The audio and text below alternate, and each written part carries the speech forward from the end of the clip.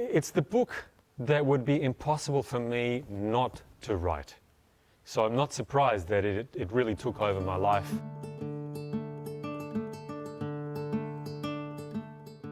I stumbled on a combination of sciences, history, psychohistory, the history of childhood, that I didn't know existed, and I did spend 10 years non-stop reading about it because it was so exciting. I didn't read a single novel in that whole time. I was only reading the research. Imagine if you go out in your backyard and you're digging for a vegetable garden and you discover suddenly that there's a buried ancient city under your backyard. Imagine your excitement.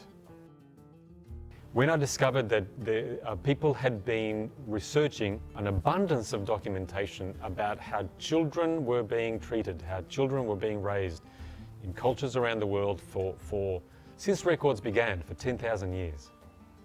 And then when they see the patterns of how child rearing changes and evolves and how it impacts the nature of societies, the way that civilizations behave, it gives you this enormous sense of understanding, and you say, no wonder we have wars.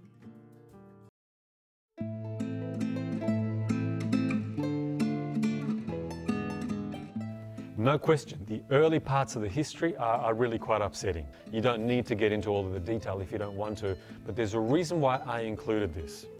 Inside the bad news, there is incredibly good news. Two things that it shows you when you look at the history of childhood. One, no wonder humanity has been so violent, there has been so much tyranny, so much war, so much crime. It's not intrinsic to human behavior. And you'll see that's how much you have to mistreat children to create the awful history that we are all survivors from our ancestry. The other thing to say is that you start to see a very distinct evolution, that the excessive violence that was so normal is becoming less and less and less. So now for the first time it's not called parenting anymore, it's called child abuse. And it doesn't mean that we don't have a long, long way to go. We do. But if you stop and turn around and look behind and look at the history, it's quite breathtaking to notice how far that we have come. And it encourages us, it fuels our commitment to keep going, because we are already starting to get better results. Each book was a response to what I felt I left out in the previous book. So Parenting for a Peaceful World is so many things in one. It's parenting, it's history, it's sociology, it's anthropology. So I did want to write a book that's more conversational in tone. Heart to Heart Parenting, my second book, I wanted to make sure that it's not just about what babies and children need, but it's what we need as parents, because we grow through the process, not only our children are growing. That too often gets left out of the dialogue. What is it that we need as parents in order to have the capacity to give of our best? The other thing that I introduced in that book is the invitation to be interested in how our own childhood experiences inform and affect the way that we relate to our own children, especially when we get triggered. Sometimes there's a very positive trigger, but sometimes there's a negative trigger. So I wanted to introduce that concept to parents. I think we're already in this age, not only think of our children, but to consider parenting as really kind of a spiritual growth journey, a psychological growth journey. So then I made that more specific in my third book, which is Inner Child Journeys. It's not a parenting book, it's not about child development, but it is about us, the adults.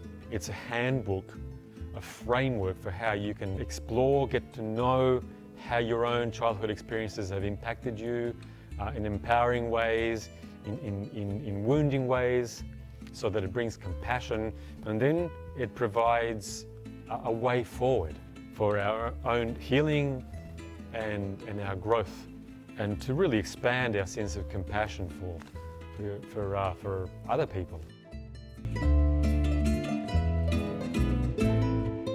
I think there can never be too much information.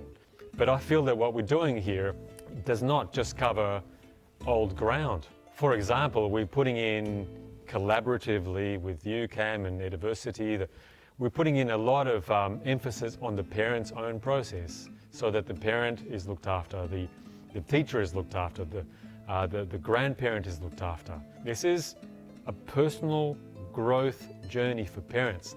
It's not just saying this is what your child needs.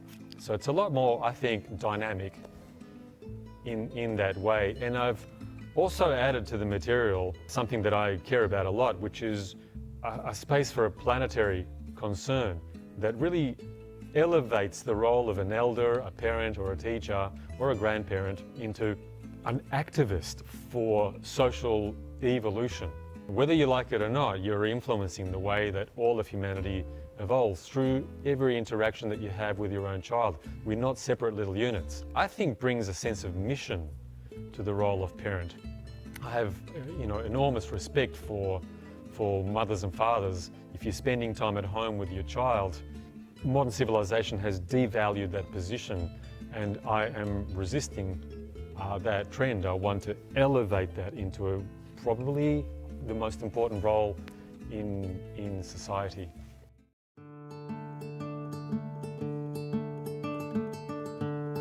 What I've attempted to do is to do my best not to overload the viewer with a lot of heavy cerebral information.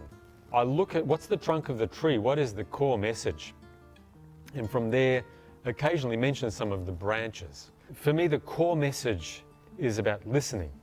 I've really unpacked what does listening mean.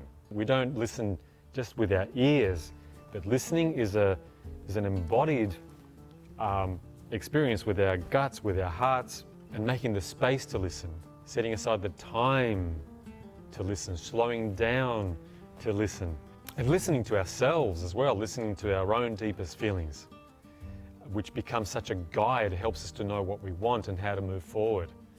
Absolute simplicity. And if the only thing that people remember is that emphasis on listening, this will change your world quite dramatically. My first training in a psychotherapy modality was in a style of somatic psychotherapy, which means you're not just working with the head, you're not just working with spoken language. It's a recognition that our consciousness is a total body thing. Our whole body, in a sense, is a brain, you could say. So that effectively to know our own feelings at a deep level, to know our own desires, our needs, our limits, we must engage a body awareness, without which we're only referring to a small section of ourselves. First of all, if I'm not occasionally tuning into what my body's doing, then I don't really connect with how I'm feeling emotionally. What are my emotional responses to you? That's presence. And that if I don't tune my awareness, not just to the content of what you're saying, but how you seem to be feeling as you talk, flush in your face, the expression on your face, the movement of your body, if I don't bring my attention to you that way, I'm not really being present to you. So present to me, present to you, and the quality of our connection, how satisfying or fulfilling will that connection be, is proportional to our choice to be present. And presence, it comes and goes, invariably. We're here, we're not so here. We're here, we're not so here. That's part of human nature. It's not a destination, but it is a direction. It's fundamental in parenting and in every relationship.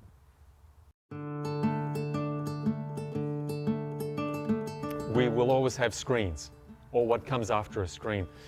My philosophy is not to be fundamentalist and rigid about it. My philosophy is don't cut it out, replace.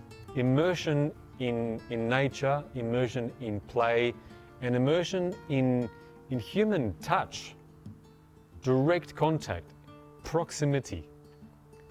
That is so nourishing. There will never ever be artificial intelligence or a screen that can come within 1,000 miles of the satisfaction that can ultimately give us, and the well-being and the health. We don't need to kill the screen. Instead of give up the addiction, take up something more pleasurable, more satisfying and more healthy, more life-giving. And then there's not enough time to waste in front of screens. So instead of cursing the darkness, I favor, looking for the light. That's a more powerful way to move. What we're shown in the news media is a keyhole glance at the most horrible things. Academic study of human conflict, which includes crime, domestic violence, internal conflict, international conflict, cold and hard statistics. The average trend, believe it or not, a remarkable reduction in conflict that has been steady and progressing for at least a century. In spite of all the wars that still continue to rage. And what's driving that, one of the most powerful factors, is that there has been an ongoing moving away from violence in child rearing, violence in education. Now that was unthinkable 100 years ago, unthinkable. And yet now it's normal that teachers are not allowed to hit children. And in about 65 countries now, parents are not allowed to hit children at home. That was unthinkable not so long ago. It's normal in a lot of countries now, and that's improving every year. What I continue to be worried about is that even without violence, there are other means of tyranny, other means of exploitation, other means of manipulation that are far more subtle. And I'm talking about the most toxic forms of advertising to children that exploit children as a marketplace, get children addicted to the most unhealthy foods, unhealthy things. There's a mix of trends. One that I'm very happy about, which I hope keeps going, and the other one that I'm worried about. The series will call for your activism, for your attention to both of these things. Usually for most people, I think you will find it more helpful to watch the modules in the order in which they're presented, because the first 8 modules or so kind of give you a groundwork that help you to understand the last 4 modules in a better way. Having said that, I want you to enjoy them. I want you to watch these videos in a way that doesn't overload you or give you a headache. Give yourself time, as much time as you need, to digest the material.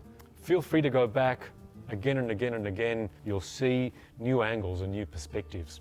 If possible, when you want to watch it in company, not alone, with your partner, with friends, with your community as a team. That has so many benefits. Then you can discuss with each other. You'll learn so much more that way. You start to create a tribe, really, a supportive tribe around this shared value system.